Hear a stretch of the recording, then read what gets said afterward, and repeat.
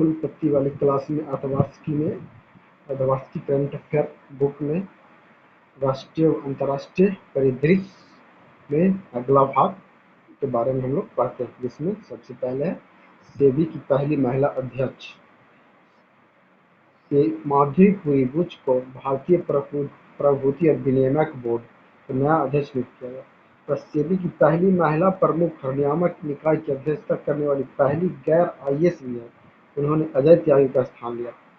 सेबी की पहली महिला अध्यक्ष कौन है? माधुरी पुरी बुच, जो पहली महिला प्रमुख और नियामक निकाय की अध्यक्षता करने वाली पहली गैर आईएएस है।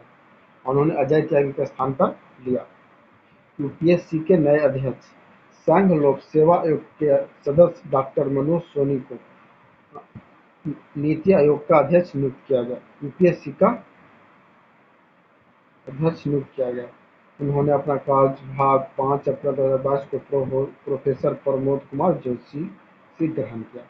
भारत सरकार के प्रधान वैज्ञानिक सलाहकार। अप्रैल 2022 में प्रसिद्ध भौतिक विज्ञानी अजय कुमार सूद को सरकार का प्रधान वैज्ञानिक सलाहकार नियुक्त किया गया। उन्होंने इस पद पर प्रख्यात जीव विज्ञानी के विजय राघवन का स्थान लिया। सूद का इस पद पर कार्यकाल 3 वर्ष के लिए होगा।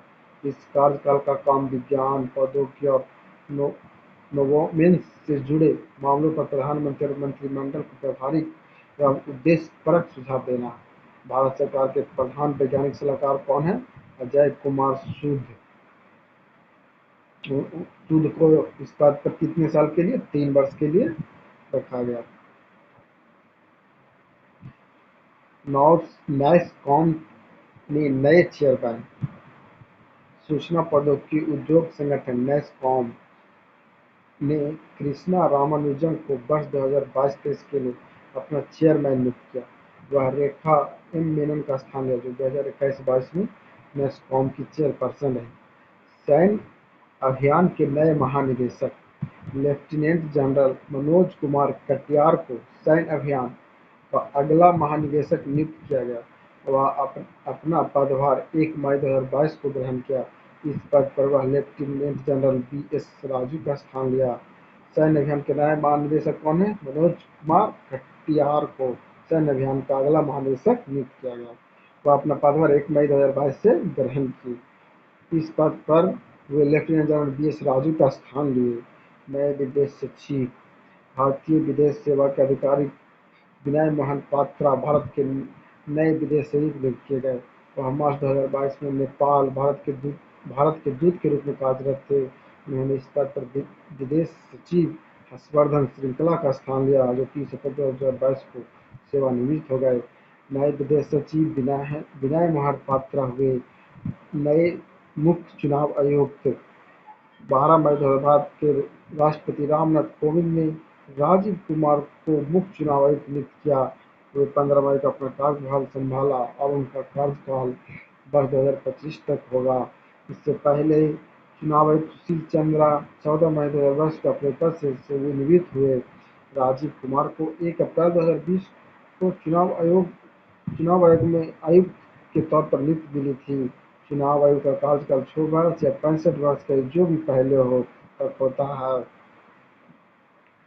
नए चुनाव आयुक्त कौन हुए? राजीव कुमार, जो 15 मई को अपना कार्यकाल संभाला। उनका कार्यकाल 2025 तक होगा। G20 मुख्य समन्वयक।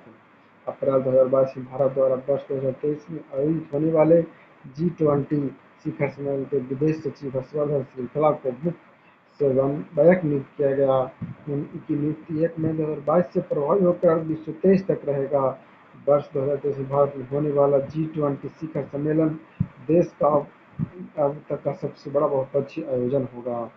केंद्रीय खुफिया एजेंसी CIA का पहला मुख्य प्रौद्योगिकी अधिकारी।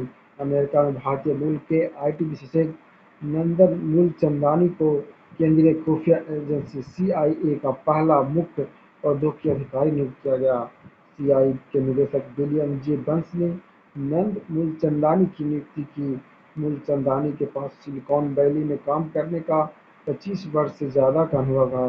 नंदन मूलचंदानी को रक्षा विभाग DoD में काम करने का का अनुभव है। श्रीलंका के नए प्रधानमंत्री 12 मई 2022 के यूनाइटेड नेशनल पार्टी के नेता रणनील विक्रमसिंघे श्रीलंका के प्रधानमंत्री पद की शपथ ली।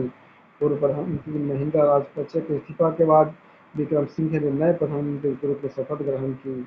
इस बीच राष्ट्रपति गोटबाया राजपक्षे के विरुद्ध अविश्वास प्रस्ताव पर 17 मई 2022 को संसद में चर्चा हुई थी। श्रीलंका में भीषण आर्थिक संकट के विरोध में 9 अप्रैल से पूरे देश में हजारों प्रदर्शनकारी शांतिपूर्ण तरीके से सरकार विरोधी प्रदर्शन कर रहे थे। आवश्यक वस्तुओं के मूल्य आसमान छू रहे हैं और देश में ईंधन, दवाओं और बिजली की आपूर्ति में भारी कमी है। हालांकि जुलाई 2022 में उन्होंने अपने पद से इस्तीफा दे दिया था। दिल्ली के नए उपराज्यपाल 23 मई 2022 को राष्ट्रपति रामनाथ कोविंद ने अनिल बैजल का इस्तीफा स्वीकार करते हुए विनय कुमार सक्सेना को दिल्ली का 22वां उपराज्यपाल नियुक्त किया। वर्ष 1969 बैच के आईएएस अधिकारी अनिल बैजल को वर्ष 2016 में नजीब जंग की जगह नियुक्ति मिली थी। इससे पहले विनय कुमार सक्सेना खादी एवं विलेज इंडस्ट्री कमीशन के चेयरपर्सन थे। दिल्ली के नए राज्यपाल कौन हैं? विनय कुमार सक्सेना हुए, जो 22वें उपराज्यपाल के रूप में नियुक्त किए गए।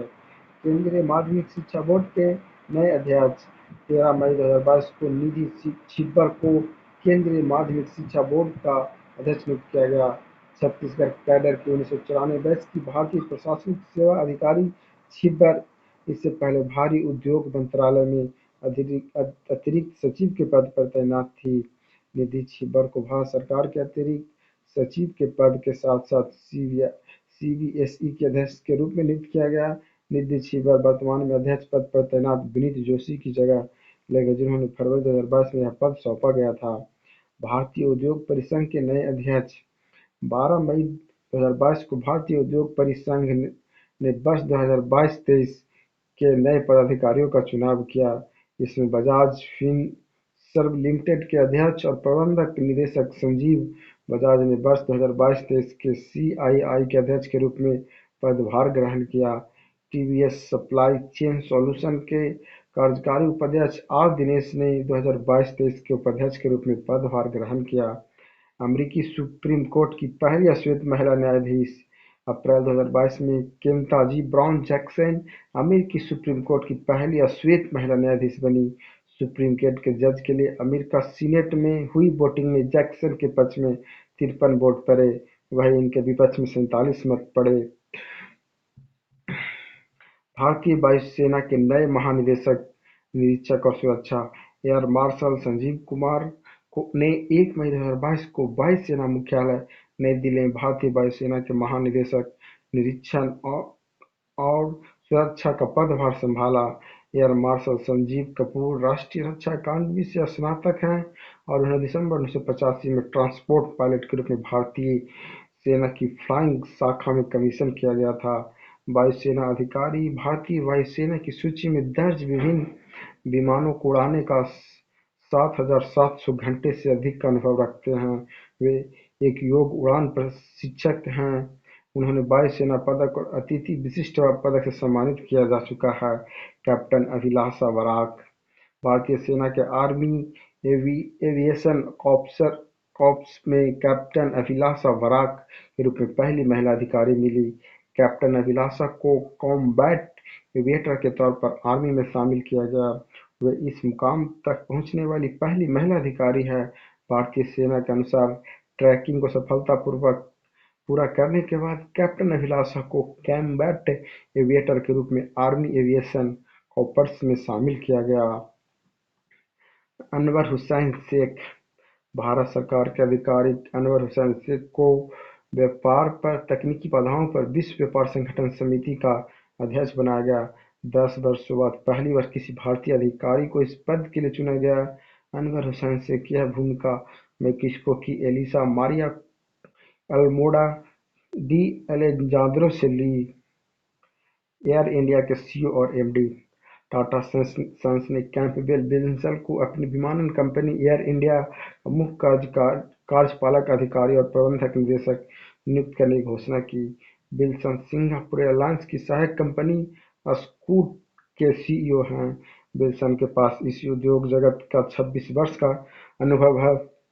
वह पूर्व सेवा एयरलाइंस के अतिरिक्त किफायती सेवाएं देने वाले विमानन कंपनियों में भी रह चुके हैं। निपुण अग्रवाल को मुख्य वाणिज्य अधिकारी और सुरेश दत्त त्रिपाठी को मुख्य मानव संसाधन अधिकारी नियुक्त किया गया। अग्रवाल टाटा सन्स में बतौर वरिष्ठ उपाध्यक्ष भी हैं। उन्होंने एयर इंडिया के दिग्गज मीनाक्षी मलिक की जगह ली, जबकि त्रिपाठी वर्ष 2022 से 2021 तक टाटा स्टील में मानव संसाधन के उपाध्यक्ष थे। उन्होंने एआई की अमृता शरण का स्थान लिया। कश्मीर विश्वविद्यालय की पहली महिला कुलपति। अध्यापन में 30 वर्ष का अनुभव रखने वाली प्रोफेसर नीलोफर खान को कश्मीर विश्वविद्यालय के कुलपति नियुक्त किया गया। 21 मई 2022 को कार्यभार संभालने के साथ ही इस विश्वविद्यालय की पहली महिला कुलपति बन गई। उन्होंने 3 वर्ष के कार्यकाल में कुलपति नियुक्त किया गया। जम्मू कश्मीर के उपराज्यपाल मनोज सिन्हा ने विश्वविद्यालय के कुलपति होने के नाते नियुक्ति का आदेश जारी किया। प्रोफेसर खान कुछ वर्ष पहले विश्वविद्यालय में डीन स्टूडेंट वेलफेयर के रूप में नियुक्त होने वाली पहली महिला बनी थी। डब्ल्यूएचओ के महानिदेशक 24 मई 2022 को विश्व स्वास्थ्य संगठन ने डॉक्टर टेड्रोस अधनोम घेब्रेयेसस को एक बार फिर डब्ल्यूएचओ का महानिदेशक चुना गया। उनकी नियुक्ति अगले 5 साल के लिए होगी। उनका दूसरा कार्यकाल 16 अगस्त 2022 से शुरू होगा। इस पद के लिए डॉक्टर टेड्रोस को किसी ने चुनौती नहीं दी थी। डब्ल्यूएचओ के संविधान के मुताबिक महानिदेशक पद के लिए सभी सदस्य देश नाम प्रस्तावित करते हैं। इसके लिए एक समय सीमा तय की जाती है। इस वर्ष चुनाव प्रक्रिया अप्रैल 2021 में शुरू हुई। विश्व स्वास्थ्य संगठन महानिदेशक पद के लिए गुप्त मतदान कराता है, जिसमें सभी सदस्य देश मतदान करते हैं। कोई भी व्यक्ति विश्व स्वास्थ्य संगठन का 2 बार महानिदेशक नियुक्त हो सकता है। कार्यकाल 5 साल होता है। इससे पहले डॉक्टर टेड्रोस 23 मई 2017 को डब्ल्यूएचओ का महानिदेशक नामित किए गए थे। डब्ल्यूएचओ के महानिदेशक टेड्रोस अधनोम घेब्रेयेसस को डब्ल्यूएचओ का महानिदेशक चुना गया। उनकी नियुक्ति 5 साल के लिए और उनका दूसरा कार्यकाल 16 अगस्त 2022 से शुरू होगा। इस पद के लिए डॉक्टर टेड्रोस को किसी ने चुनौती नहीं दी।